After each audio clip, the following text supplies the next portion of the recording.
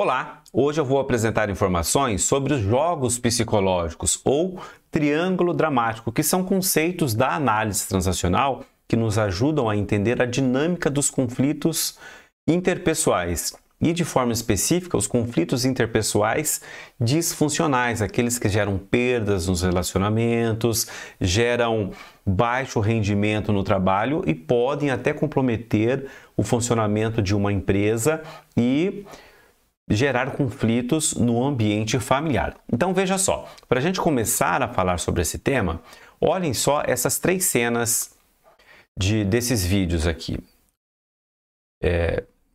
Como dá para perceber, nesse caso aqui, ó, eles não estão tendo uma conversa nada amistosa e há uma grande chance dessa conversa ali adiante potencializar ou terminar num desentendimento maior ainda. Olha essa outra aqui, ó. Essa outra. A pessoa está aparentemente discutindo com alguém, conversando com alguém ali e a conversa não parece ser tão agradável também. Isso provavelmente é um desfecho de um jogo psicológico que vai comprometer a relação com quem ela estiver conversando nesse momento. E aqui também, olha só o casal. Ó, eles também estão numa conversa, estão num desentendimento ali de algo que também é o desfecho de vários pequenos conflitos que aconteceram em períodos anteriores. Então, veja só. Os conflitos disfuncionais, eles acabam, então, como eu comentei, comprometendo as relações e, inclusive, até a própria qualidade de vida do indivíduo. Então, a partir do momento que você sabe como identificar esses conflitos disfuncionais, você vai entender como se prevenir deles, saber quando está em um deles, como não entrar e até como se sair daqueles conflitos que são disfuncionais, que vão se enquadrar na descrição dos jogos psicológicos que já eu apresentarei para vocês na sequência. Agora, tem uma questão que é, por qual razão os conflitos acontecem? Então, veja só, tem explicação para isso. Primeira, necessidades psicológicas. Muitas vezes a pessoa está precisando de atenção.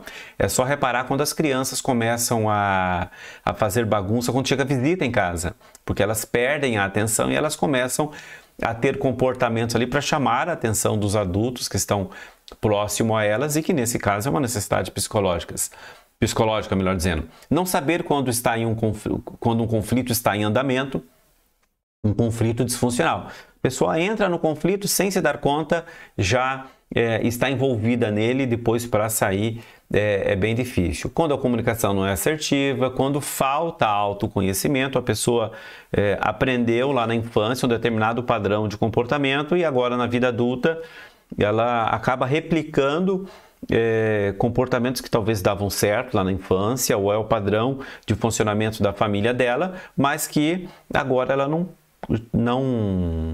tem um momento para rever isso, né? Que é quando há uma falta de autoconhecimento. Ou a própria baixa estima, então as questões emocionais também interferem na maneira como a pessoa lida com conflitos e de forma não consciente sabotar. Então isso aqui é um assunto que a gente amplia mais quando a gente está conversando de uma maneira mais aprofundada sobre a análise transacional. De certa maneira, quando há uma alta incidência de participação em conflitos tão disfuncionais, é uma forma também da pessoa se sabotar e não conseguir realizar aquilo que é importante para ela. Olha só como que as consequências dos conflitos não disfuncionais, melhor dizendo. Bom, então deixa eu explicar para vocês agora o que são os jogos psicológicos. Então, para explicar os jogos psicológicos, na análise transacional, nós utilizamos esse diagrama, que é um triângulo, e que nesse triângulo tem três personagens, um perseguidor, um salvador e uma vítima. E vocês podem perceber que vamos pegar algumas situações aqui. Faz tempo que eu não assisto, mas quando eu assistia a novela, por exemplo, no primeiro dia da novela já dava para perceber já, ó, esse essas pessoas aqui, lá no final, vão se casar, vão viver felizes para sempre, assim como isso é dito no popular, e outras já dava para prever também. Ó, esses aqui vão terminar ou na cadeia, ou vão morrer, ou vão terminar no hospital. Não vão terminar bem aqui, essa novela. E quando a gente olha para isso, a gente olha para novelas, olha para filmes, e depois se a gente começar a olhar para a própria sociedade, para desenhos que nós assistimos na infância, e o convite a olhar para a sua própria família, quando a gente percebe os conflitos disfuncionais, eles seguem esse padrão aqui dos jogos psicológicos, dentro desses 3 papéis aqui. Eu vou explicar para vocês como que isso acontece na prática. Tá? Então, deixa eu pegar um exemplo aqui. Da família. Vamos pegar um exemplo da família aqui. Vamos imaginar, tá, que um dos filhos, vamos pegar uma família que tem vários filhos, um dos filhos começa a falar para os pais que um dos irmãos fez algo que não foi legal para ele. Ó, meu irmão, né, não me ajudou lá no trabalho, falou algumas coisas não agradáveis de mim, enfim. Esse filho, ele está conversando com alguns dos pais ali, se colocando num papel de vítima, né? Olha só, né, que olha só o que tal irmão ou tal irmã fez comigo, convidando o pai ou a mãe a serem salvadores, no sentido de os pais ouvirem isso e depois irem lá conversar com esse outro filho ou filha, no sentido de chamar a atenção desse filho, né, que prejudicou na percepção desse que fez esse primeiro contato com os pais. Então, veja só, o filho vai lá e reclama com o pai e com a mãe de um outro irmão, convidando o pai ou a mãe a serem salvadores dele, e com a expectativa de que o pai ou a mãe vá conversar com esse filho que o prejudicou, no sentido de dizer, ó, como é que você fez isso com seu irmão? Como é que você não ajudou ele? E aí eles entram no papel de perseguidor. E quando isso acontece, olha só, eles ficam trocando de papéis, porque quando o pai vai conversar com aquele filho ou filha que não ajudou o outro, no papel de perseguidor, dando uma dura, por que você não fez isso, não fez aquilo? De forma natural, quem está recebendo essa informação vai contestar o que foi dito. Vai contestar. E aí, começa ali um bate-boca, uma discussão, e o filho que recebeu essa contestação, essa dura, vamos dizer assim, fala de uma maneira mais incisiva com os pais, eles não gostam, e dali a pouco diz, eu só estou querendo ajudar, eu só estou querendo o bem de vocês. E aí os pais entram na posição de vítima. E aquele filho que teve esse contato, recebeu a dura dos pais, fica no papel de perseguidor. Então, eu só estou trazendo esse exemplo aqui porque já deu para perceber o rolo que vai dar na família, né? Vai dar na família. Não se resolve isso. Não se resolve. Ora, os pais estão no papel de salvador, de perseguidor, ora, vítima. E quando há essa inversão de papéis, é aí que entram os conflitos disfuncionais. Porque, nesse caso, é mais uma briga de ego ali, é uma briga para chamar a atenção dos pais, e que isso pode permanecer durante vários anos, esse sistema de funcionamento da família. Só que essa forma de relacionamento gera ressentimentos. E lá na frente, sabe quando dá acontece uma coisinha de nada e é a gota d'água para dar aquelas discussões muito fortes, assim, muito bate-boca mesmo, em que as pessoas começam a relembrar esses fatos que foram acontecendo, né, de ressentimentos, e vira uma conversa ali e dá aquela briga feia que os familiares nem se conversam mais. Tá? Então, os jogos psicológicos, eles nos ajudam a entender isso, de que um pequeno conflito agora, disfuncional, vai acumulando e lá na frente ele explode.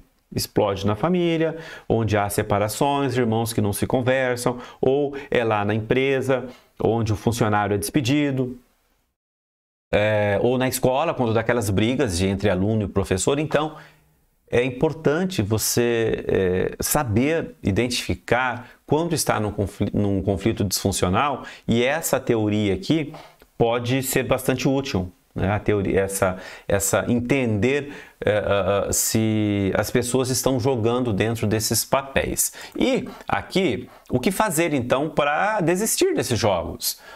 Então, primeiro, desqualificar a isca, não entrar nessa situação, né? Não entrar nesses papéis do triângulo dramático, né? Então, quando, por exemplo, nesse caso que eu falei ali, os filhos vão conversar com um dos filhos vai conversar com os pais falando mal do outro, do irmão. Então, nesse caso, é uma isca que o filho está jogando para os pais. Então, nesse caso, se os pais entram atendendo essas necessidades psicológicas dos dois filhos, eu sei que é difícil para os pais saírem disso, mas ele está alimentando esse sistema disfuncional que vai fazendo parte do funcionamento da família, e isso vai passando de geração para geração. Então, é importante encontrar uma maneira de não entrar nisso, deixar os irmãos resolverem sozinhos ali.